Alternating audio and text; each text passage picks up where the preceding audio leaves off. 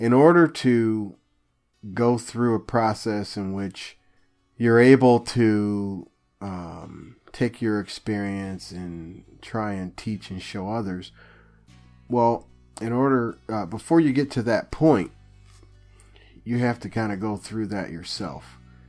And the process of going through that and through that mental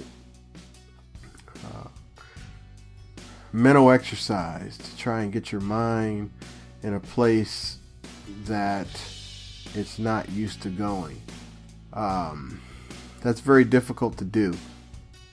To place your mind in a different place, in a different framework, so that you can see things from a different perspective, really understand it, feel the emotions of it, and then write about it in connection with what the scripture says and what Christ is trying to say and how his life all ties into that, is a very difficult and challenging task. And it's hard to go through. And the reason is because it's forcing yourself to think in a way you wouldn't normally think. And that's very painful because you've been taught to think a certain way. You've been taught to perceive things a certain way. And then to go outside of that programming and think a different way is a very challenging thing to do, which most people are having difficult times doing, and most won't do it. I think there's a vast majority of people that'll never get to the point of even thinking about thinking differently. And then I think there's another percentage of people that if they go down the path of thinking differently, it scares them, and then they retreat and bail out. So you have, I think, a couple major factors that keep people from really grasping this information. And the other thing I find is some of the most simple questions become the most difficult to answer. An example would be, how is order kept in heaven? I mean, who enforces the law? I mean, how is order maintained in heaven? And if you come up with an answer for that one, well, why can't it be the same here on earth? And I guarantee you don't have a bunch of authority seekers and authority men and lawmen in heaven running around maintaining order. I can guarantee you that one. So I'm gonna jump into this presentation. I just kind of wanted to give a little bit of background, a little bit of what went into this. Hopefully this will help someone, as I've been helped by many others, and it's truly a blessing to really discover the truth. The truth will make you free, but it typically pisses you off or scares the shit out of you first. That's typically how that happens. So, with that said, let's jump into this. Only those with knowledge rules the slave, and you are a slave because you lack knowledge, and I am suffering due to your ignorance. Please let me show you how we all can be free. So I think it's important for me to define some terms before I get into this. That's important. So the term of Christian that I'm going to use, that term is defined as, in general, one who believes in the standard teaching that promotes the physical worship of Christ and his physical return to earth in the form of a rapture. That's what I am. That's the definition of Christian when I refer to it within this presentation. Just so that you know. So most Christians, if you ask them, they're waiting for the rewards of the afterlife. It's the day that they lay down this body of flesh with all of the world's headaches and pain and suffering, and then they emerge into their pure heavenly bodies. That long awaited promise of heaven and an eternity, or an eternal life with Christ the Savior. So they're awaiting to hear those words, "Well done, thy good and faithful servant. Join me and partake in paradise." All Christians believe in some variation or another that this scenario is going to play out for them on that great day after life on this planet has come to an end. And although the Bible cautioned us on a number of occasions to be very watchful of the tremendously deceptive yet convincing false gospel, unfortunately, most have not heeded to these warnings, have fallen asleep, and have bought into every kind of lie, false doctrine, and insane, dogmatic, faith-based belief systems. Christ said, "In that day, I will say unto you, depart from me, you workers of iniquity, for I never knew you." And then he went on to say that the multitudes would cry out in total dismay and confusion, professing, "Wait, we cast out devils in your name. How could this possibly be? How could you declare unto us that you never knew us?" So what happened? How is it that these individuals, these Christians who were so powerful and mighty in casting out devils, Christ said, "I never knew you"? So what happened? What warnings could possibly have been missed to end up in this situation? Was it potentially the warning to be in this world but not of it? Or do you not really understand what that means? And that is not a good idea to attach oneself to these trivial worldly systems? Or how about the warning to be watchful, vigilant, using both logic of your mind and intuition from your heart to discern that which is truly righteous? Because Satan has the ability, if you recall, to transform himself into an angel of light. Or maybe you ignored the caution not to follow the crowd or what most people think. Christ said, "Broad is the road that leads to destruction, which most people would travel on. But narrow is the path to truth, and few will find it." If you're honest with yourself, how often does your worldview align with most people's worldview? How often do you actually agree with most people's views on religion, politics, money? Those main three especially, but with many others. Do you in general think like most people around you? Or do you think radically different than most people? Because if you don't think radically different than most people, maybe the road you're actually traveling on, not the one you think you're traveling on, isn't as narrow as you originally thought. I mean, is it possible you could, in fact, be traveling on the broad road which Christ said led to destruction? So what went wrong? How did you get to the end of the journey? And on that great day of meeting the King of Kings, and he declares he never knew you. How is that possible? What went wrong? Maybe in exploring the warnings of Christ and his message and viewing his life, we can discover the hidden message that only few would resonate with. Christ said, "Seek and ye shall find. knock, and it shall be open unto you.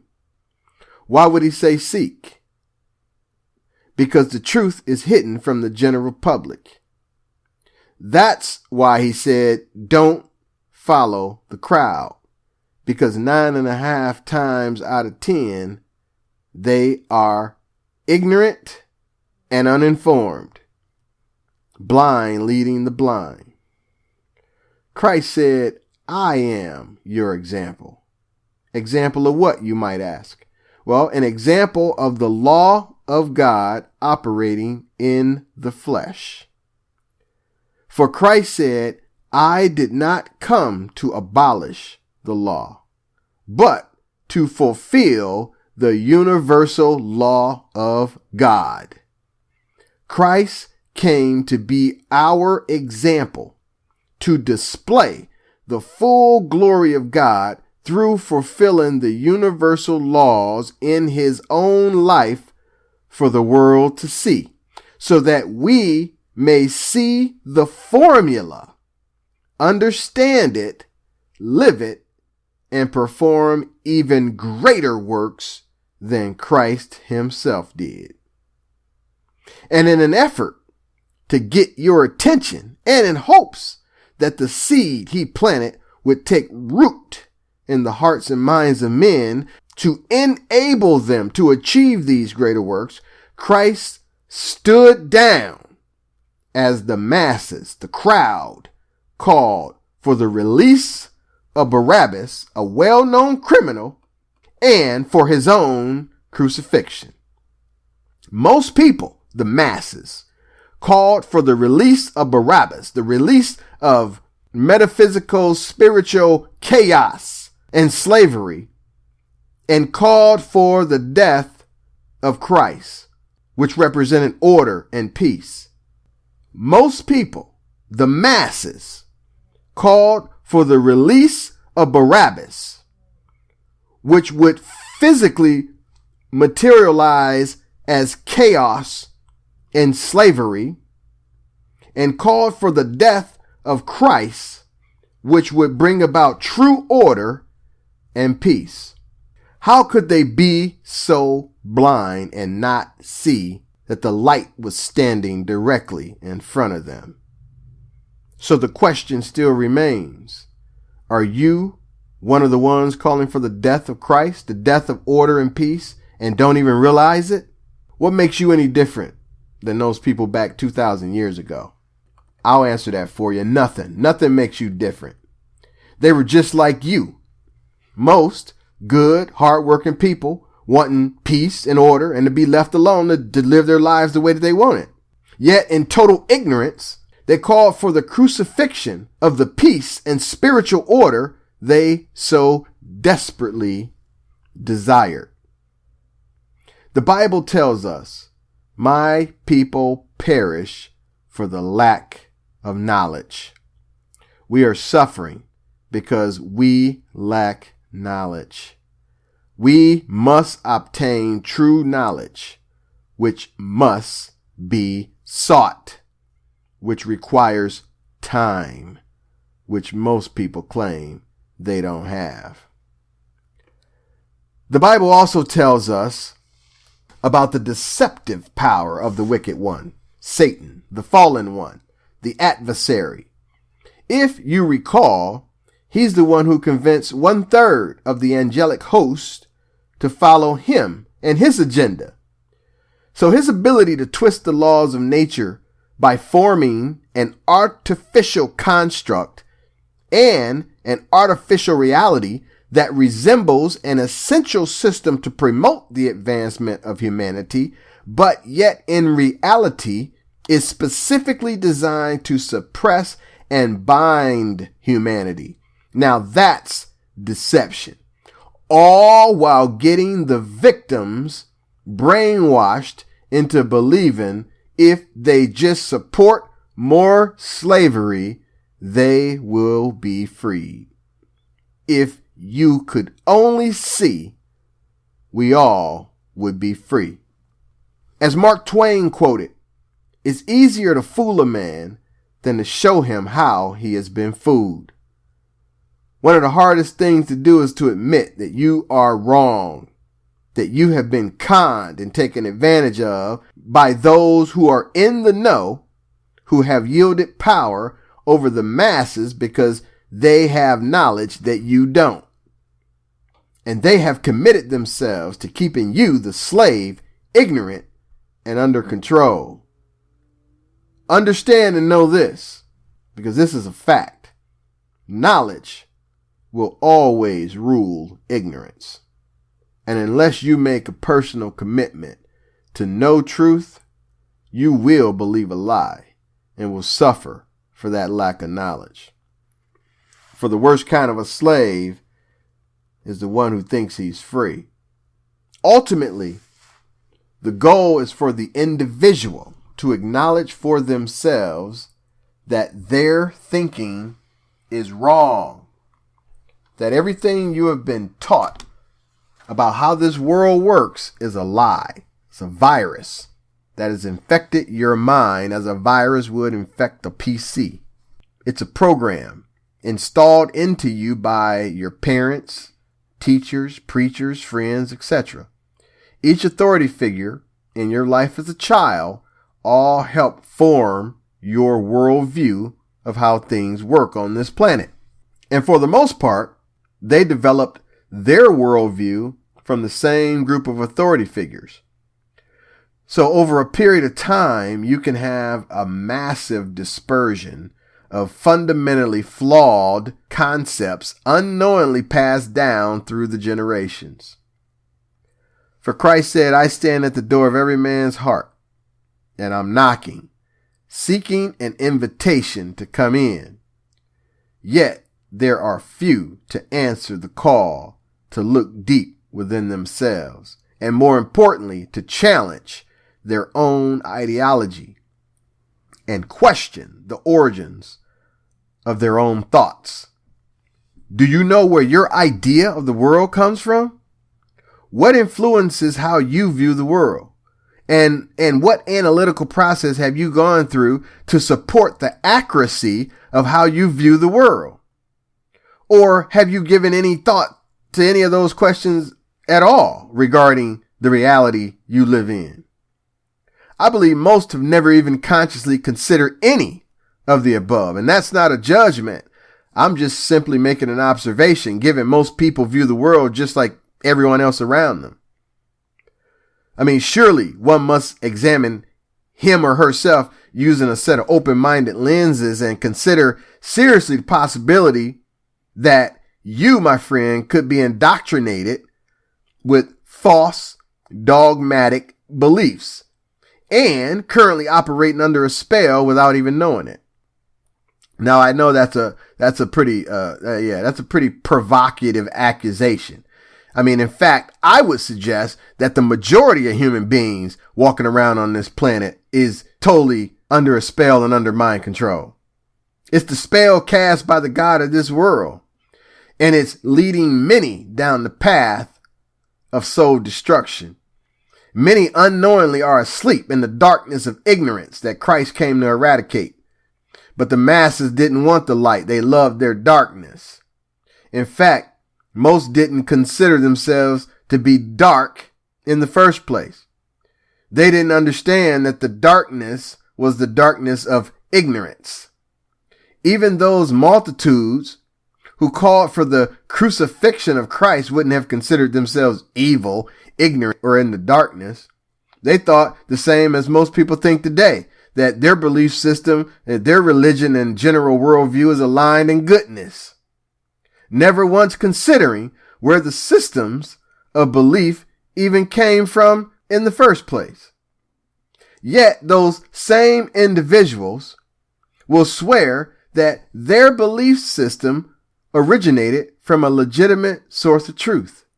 It's actually a contradiction in itself not to know the originating source of your fundamental thought ideology, yet undoubtedly validating its authenticity to truth. Now that's incredible. And many are conflicted within themselves and don't even realize it. Christ provided many warnings He understood the sophisticated nature of the deception. He said it would be so great and convincing that even the most enlightened would almost be bamboozled. So one question is, does your pride and arrogance prevent an open-minded self-assessment of your own belief systems to determine if you are in fact one who has been deceived? Being that Christ gave multiple warnings about many following the false gospel and the false Christ unknowingly, one must surely consider the possibilities that they themselves could be one of the many that Christ referenced as deceived by the God of this world. Now, I know many will say, that's not me. That's not me. I know Christ and I have a personal relationship with him, and so forth and so on. Look, I'm not here to tell you what your intimate connection may or may not be with Christ. I'm only here to provide the true message of Christ, the true gospel, his principles, and what he stood against. And then from there, you can determine for yourself which gospel you are subscribed to.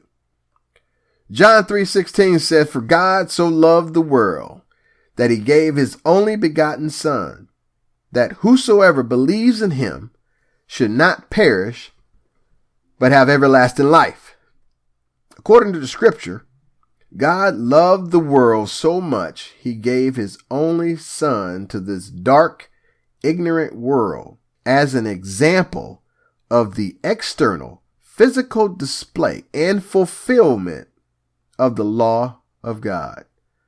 For Christ said in Matthew 5:17, "Think not that I am come to destroy the law or the prophets. I am not come to destroy, but to fulfill." Christ came to display in real time the laws of God, which is the law of nature, natural law. Christ was the living fulfillment of natural law. Jesus did not come to fulfill man's law, but God's law. There is a very, very important distinction between man's law and God's natural law.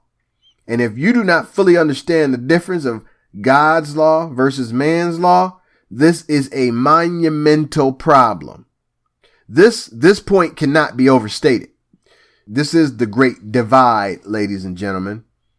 This is what defines if you are lining up to the true gospel or not, and a key component of identifying the true gospel versus the false gospel. God's law is very clear and easy to understand. It's very precise and it's constant.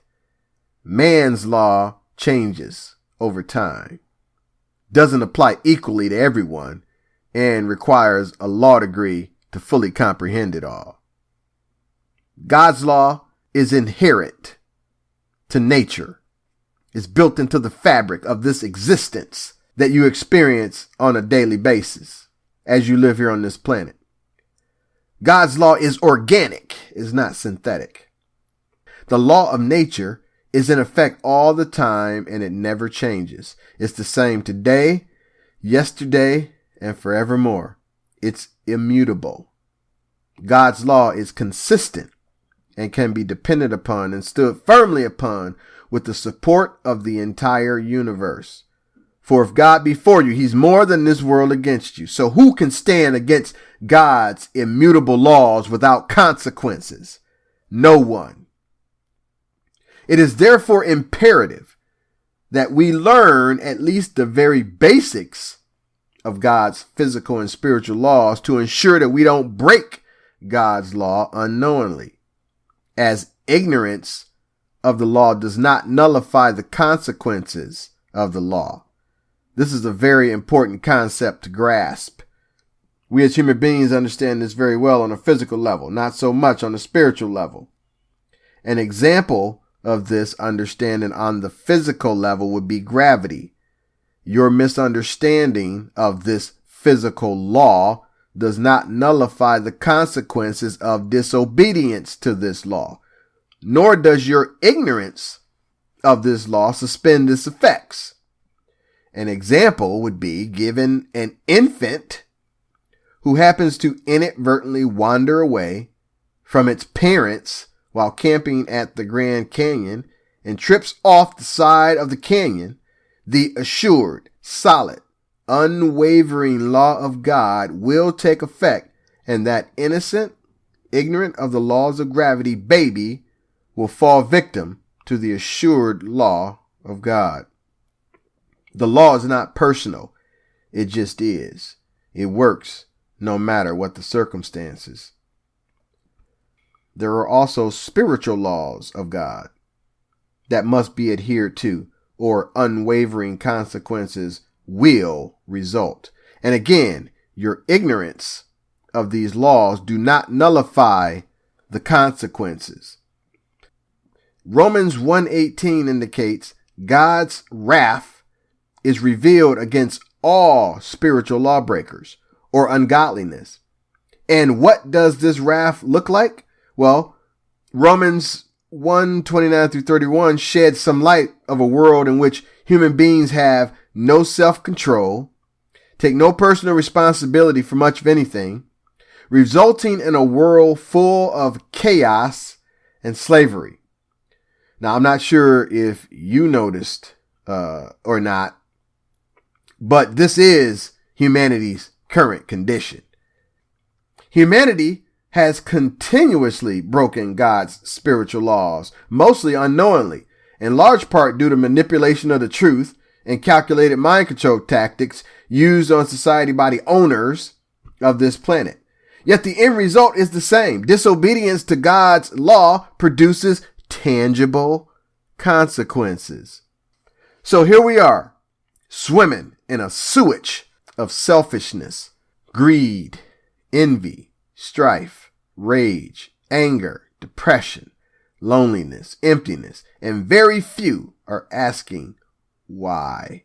What spiritual laws are we breaking to cause this pain? At some point, you have to stop and observe what is happening around you and ask yourself some serious questions. Why are things the way that they are? How is it in a world full of means so many people go lacking and without? A place rich of resources, yet humans are still starving and dying on the streets on a planet that's full of resources for all. How in God's name is this possible? Have you ever stopped to even think about any of these things or similar questions? Christ said, I come that they may have life and that more abundantly. Where I don't see this abundant scenario playing out much here on this planet for everyone. So why is that? Is Christ wrong, or are we doing something wrong? I tend to agree with the latter. Christ even provided the formula for this abundant life obtainable on this planet. Unfortunately, we are ignoring his formula and following our own, which has led us into total chaos. It's the equivalent of people calling for the release of Barabbas and crucifixion of Christ. We all want peace, liberty, and freedom. Yet, idealistically support systems, processes, and protocols that can only produce suffering, slavery, and despair. For the Bible tells us, my people perish for the lack of knowledge. We are operating in ignorance, darkness, and most don't even realize it. The simplicity of the true gospel message and laws of God have been missed and outright ignored. It's past time for humanity to learn what the spiritual laws of God are and align our behaviors to stop the negative physical effects that our spiritual ignorance is causing. Spiritual things are not referenced here as some mystical being. I'm talking about your thoughts. Those are the spiritual higher things, your thoughts. Let's put this into a context that's better understood. Christ said, let this mind be in you. He also left his spirit here in the earth, his ideology, his thoughts, his mind. Having the mind of Christ, meaning you have his thoughts, meaning you hold his ideology, possesses the same thoughts. You think like Christ, possess Christ consciousness. His spirit here in the earth is what he left, his ideology, his thoughts. Understanding that your thoughts produce emotions, which steer your behavior in the world. Therefore, if your thoughts are dark, ignorant, uninformed, your actions will reflect the same level of ignorance.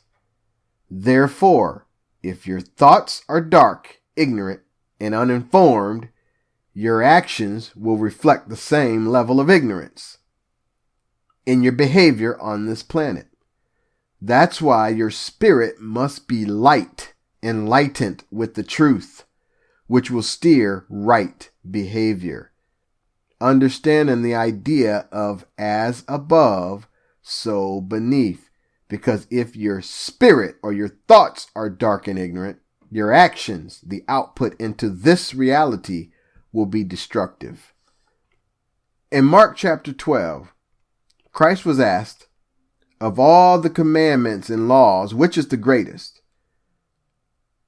Christ answered by saying, thou shalt love the Lord thy God with all thy heart and with all thy mind, with all thy soul and with all thy strength. This is the greatest. And the second is equally important. Love your neighbor as yourself. No other commandment is greater than these. So, of all the commandments, loving God with all your heart, soul, mind, and strength, and loving your neighbor as yourself are the most important. Now, in order to love God with everything in you, obedience to his laws are indeed a byproduct. For how can one love God and not obey his laws? It's impossible. And treat others how you want to be treated by not doing something to someone that you wouldn't want done to you. Now, that's the formula for unlocking the prison doors. That's the formula, ladies and gentlemen, for humanity's freedom. Obeying God's law, natural law, and treating others as yourself, not causing physical harm to other beings. That's the formula. Obeying God's natural law and treating others as yourself, not causing physical harm to other beings. God is no respecter of person. Therefore, this law applies to all human beings, not only to those making minimum wage or with blue-collar jobs. It applies to an unemployed homeless human as well as the president of the country, equally the same. Your job title does not dictate whether or not the law of God applies to you. If he said don't harm other beings, that's what he meant, because you do not have a right to do it. The instructions could not be any clearer. You'd have to be under total mind control not to understand these simple concepts. Yet, most human beings I interact with falsely believe that there is a special pass for certain individuals to circumvent this law. That there is a loophole that God has rubber stamped for those humans with certain job titles to write in additional laws and enforce when necessary and cause physical harm to others at their discretion. Now, I don't recall the scriptures pointing out specific job titles which were granted special waiver clauses to disobey natural law. I didn't see it. Or that allows the creation of new laws that God himself forgot to mention during his busy schedule creating the universe all that long time ago. I didn't see that either. For on the contrary, God does not need man's help to govern the universe or this planet. And there is no special waiver provided to any human being to escape the laws of God. For if you believe that, you are believing in a lie, an illusion, which is all part of the great deception, the spell cast upon humanity by the God of this world. The belief that special people or groups of people have been granted special rights and authority to legitimately create man-made laws that require humans' obedience. This is an illusion, which is unfortunately supported by most people and continuously propagated by media, TV programming, and institutions all over this planet. When in reality, it's very simple. If your behavior or actions do not cause harm to your neighbor, it is a God-given right to do. If your actions do cause harm to your neighbor or fellow human, you do not have a right to carry out that action. Obey the physical and spiritual laws of God. Don't cause harm to other human beings, and we can free ourselves from this hamster wheel prison on this planet. He who has an ear to hear, let him hear. The key to humanity's freedom is in aligning our behavior to God's law, and until we do, we will continue to suffer in chaos and slavery. Freedom for all starts with each individual because we live in a shared reality. Under natural law, the law of freedom externally governs the state of the freedom of any society anywhere in the universe. The law of freedom states that as morality increases in the aggregate of any given population of souls, that society's collective freedom will also increase. Conversely, as any society's morality declines in the aggregate, that society's freedom will proportionately decline. Jesus said, "Let your eye be single," which is related to true enlightenment and the understanding of how your mind works, knowing the characteristics of the left and right brain hemispheres, and bringing them into singularity to become a whole Christ-conscious being. And then understand that there is no separation. We are all consciously connected, only simply having individual experiences. Jesus Christ came to fulfill the natural law of God. And for that reason, he was constantly in conflict with the three major groups who are still in full force and in control today: governments of the world, the religious establishment, and the money changers, bankers, world financial systems. These are undeniable facts, ladies and gentlemen. These are undeniable facts. And if your ideology aligns in support of these systems, you are following the false gospel and false Christ, which is rampant everywhere. Therefore, if the true Christ was alive and here today, which of these three scenarios, in your opinion, would be his circumstance? Number one, leader of the largest megachurch the planet has ever seen. Number two, CEO of the largest carpentry business on the planet. Or number three, in federal prison. It's a rhetorical question. Think about it. Jesus said, "They hated me, and they will hate you the same." Who are they? The ignorant masses. those who love darkness and ignorance and despise the light, enlightenment, and truth. For there is one thing for certain: the truth will make you free only after it has pissed you off. Until next time.